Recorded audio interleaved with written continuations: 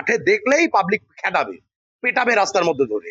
উনি ঘুরে বেড়াক গোটা এলাকা ধরে, আমি চ্যালেঞ্জ করছি, উনি ঘুরে বেড়াক গোটা এলাকা, ঘুরে পায়ে হেঁটে ঘুরুক, যেমন আগে বুক ফুলিয়ে কতগুলি চিটিংবাজ নিয়ে ঘুরতেন, উনি ঘুরে দেখাক। হ্যাঁ, নমস্কার। আমি এই রাধা কমল অ্যাপার্টমেন্টে থাকি, 48 ফিডার রোড। আমরা অলমোস্ট 11-12 বছর এখানে বাস করছি, কিন্তু আপনারা দেখতে পাচ্ছেন আমাদের রাস্তা হয়নি প্রপারলি। আমাদের পেছনের যে ডাস্টবিনটা সেটা কুকুর নোংরা ফোংরা করে, মানে কোনো প্রপার ইনকমপ্লিশন অফ ফ্ল্যাট।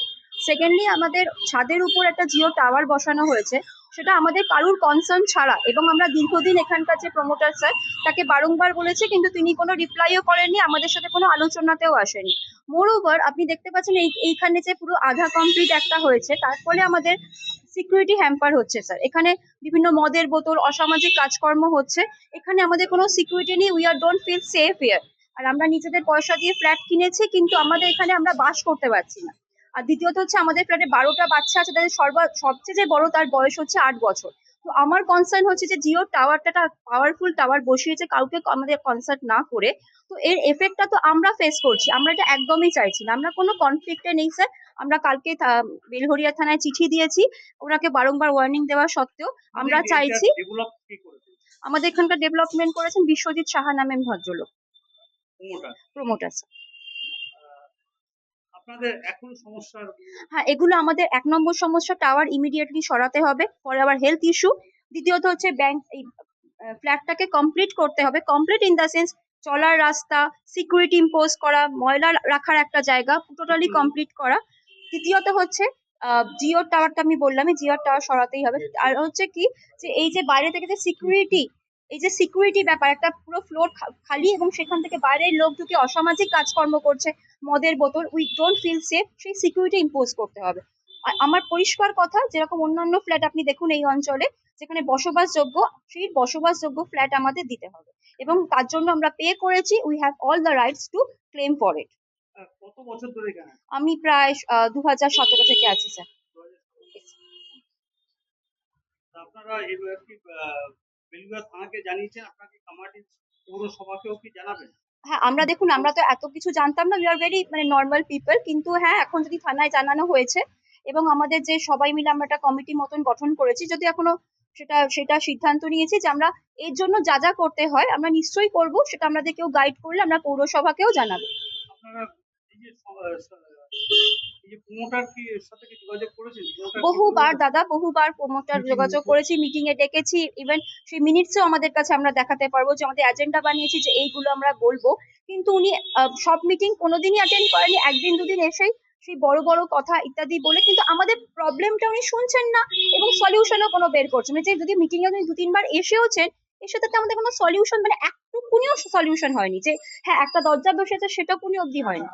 তাহলে আপনারা এখন মূলত প্রমোটারের কাছে আপনাদের আমাদের দাবি হচ্ছে, আমাদের বেশি কিছু চাই না, যেটুকুনি আমাদের প্রাপ্য, একটা কমপ্লিট ফ্ল্যাট, একটা প্রপার সিকিউরিটি, একটা জিও টাওয়ার রিমুভাল, ব্যাস। এছাড়া আমাদের আর কোনো দাবি নেই।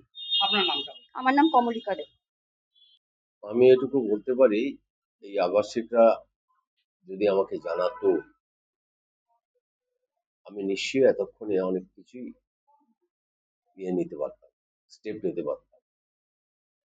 তো আজকে যেটা আপনাকে বলছেন, আমি একটু কানাকান শুনেছিলাম, এবং আমি আজকে এখন সমস্যা পরিষ্কার হলাম। আপনার সাংবাদিকরা যে তথ্য নিয়ে এসছেন, এটা আমি আগেই শুনেছিলাম, 2-1 দিন আগে, কিন্তু আপনারা যা বললেন দেখলাম মিলে গেল, ঠিক কথা। কিন্তু সব থেকে বড় কথা হচ্ছে, আবাসিকদের আমি কোনো পাইনি, চিঠি পাইনি।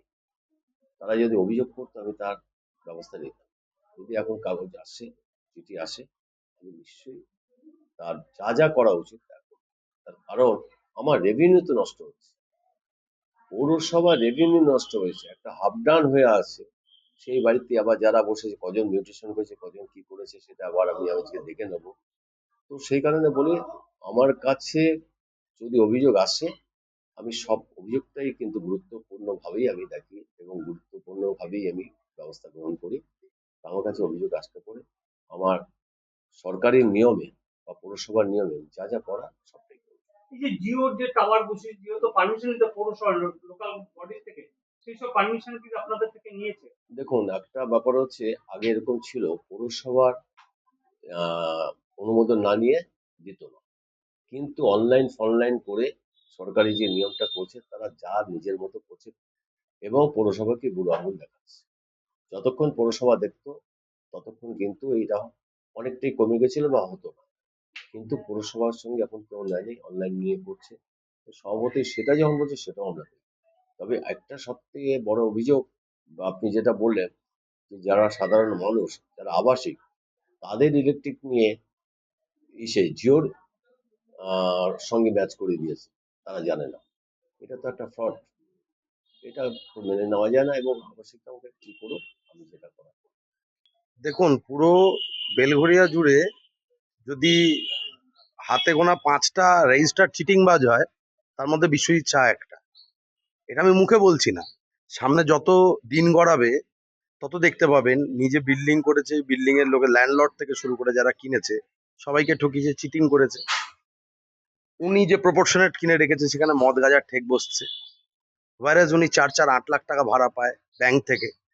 হিরো শোরুম ছিল সেখান থেকে পেত, উইদাউট কনসেন্ট ইয়েটা রুফটার দখল করে নিয়েছে, টাওয়ার বসিয়ে দিয়েছে, তার 1 টাকাও পায় না। এটা তো বিল্ডিং এর অধিকার ছিল, বিল্ডিং এর লোকেরা অনেক কষ্ট করে অনেক টাকা দিয়ে এই তাদের ফ্ল্যাট গুলো কিনেছিল, তার দরুন তারা কি পেলো? একটা কষ্টকর জীবন। এ তো সামান্য শুরু হয়েছে।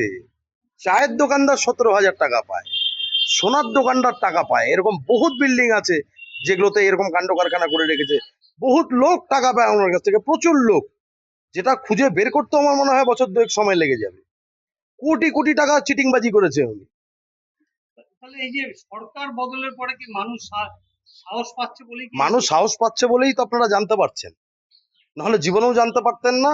এটা আরো মাত্রা অতিরিক্ত উনি চিটিংবাজিটা চালিয়ে যেতেন, যেটা করে উনি এখন নিজেকে প্রতিষ্ঠিত ব্যবসায়ী বলছেন। আমি হলপ করে বলতে পারি, উনার আইটি রিটার্ন আপনারা দেখাতে বলুন আর উনার ব্যাংক স্টেটমেন্ট দেখাতে বলুন, সামঞ্জস্য পাবেন না। আমার মতে এটা তো ইডি সিবিআই তদন্ত হওয়া উচিত এই বিশ্বজিৎ সাহাকে নিয়ে। একটা কাউন্সিলর এই দুর্নীতি করতে পারলে বাদ বাকি নেতা মন্ত্রীরা কি পরিমাণ পাহাড় প্রমাণ দুর্নীতি করতে পারে, এটা জলের মতো পরিষ্কার আজকের দিনে।